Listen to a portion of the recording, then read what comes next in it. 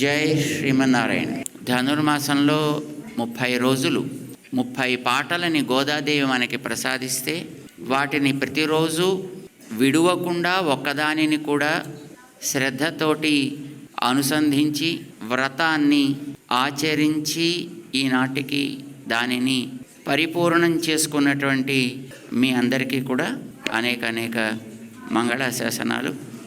గోదాదేవి తిరుప్పావై ప్రబంధాన్ని చదివినటువంటి వారికి కలిగే ఫలితమేమిటో, అనుష్ఠానాన్ని స్మరించిన వారికి కలిగే ఫలితమేమిటో చివరి పాసురంలో వివరించింది. ఇంతవరకు మనకి తెలియకుండా మన లోపల గూడు కట్టుకుండేటటువంటి పాపాలన్నిటినీ ఈ తిరుప్పావై పోగొడుతుంది. భగవంతుడి యొక్క నామానికి ఉండే శక్తి అట్లాంటిది, స్వామి యొక్క నామ వైభవం అట్లాంటిది. అలాంటి లక్షణాలని ఇందులో నింపి ఆండాళ్ తల్లి మనకి ఈ తిరుప్పావై ప్రబంధాన్ని ఇచ్చింది కనుకనే సుమారు 5000 సంవత్సరాలు దాటింది తిరుప్పావై గోదాదేవి చెప్పి. కానీ ఇప్పటికీ ఇంకా కొత్తగానే ఉంటుంది. ఎంత అనుసంధానం చేస్తున్నా ఇంకా కొత్తగానే. ఈ మంచి తమిళ భాషలో ఉన్నాయి. భాష తమిళమైనా మనకి అందులో ఉండే కంటెంట్ కదా ప్రధానం. అది పాటలు ఏ భాషలో ఉంటేమండి, అది కనుక మంచి విషయాన్ని చెప్పేవైతే మనం చక్కగా వాటిని నేర్వాలి, వాటిని మనం కూడా పాడాలి. ఆవేళ గోదాదేవి ఎలా శ్రీవిల్లిపుత్తూరులో తన ఊరిని వ్రేపల్లె చేసుకుని తన చుట్టూ ఉండేటటువంటి తన చెలియలందరినీ కూడా గోపికలు చేసుకొని తనే ఒక గోపీభావాన్ని పొంది గోపీ నడక, గోపీ మాట, గోపీ పరిమళం వీటన్నిటినీ కూడా తను కూడా పొంది అక్కడ ఉండేటటువంటి వటపత్రశాయి మందిరాన్నే నందగోప భవనమని, లోపల పవళించిన స్వామినే శ్రీకృష్ణుడని ఆవేళ ఆ వ్రతాన్ని ఆచరించి తత్ఫలితాన్ని తాను పొందిందే. అలాగా ఎవరు ఇంగు ఇప్పరి సురైపార్, ఇక్కడ ఇలా ఎవరైతే దీన్ని తలుచుకుంటారో వాళ్ళకి. లేదు మీ ఇంట్లోనే అనుకోండి, అక్కడ కూడా ఇంగు ఇప్పరిసే, అక్కడ మీ ఇల్లే, అదే నందగోకులం, అందులో మీరే ఒక ఆండాళ్, మీ చుట్టూ ఉండేవాళ్ళు ఆండాళ్ పరికరం, ఆ లోపల ఉండేటటువంటి మందిరం అది నందగోప భవనం, అందులో ఉండేటువంటి స్వామి ఆయన నందనందనుడు.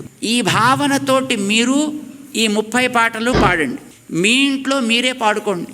ఇంగు ఇప్పరి సురైపార్, ఇక్కడ ఇలా మీరు కనుక పాడినట్లయితే భగవంతుడి యొక్క దివ్య అనుగ్రహాన్ని తప్పకుండా పొందుతారు సుమా.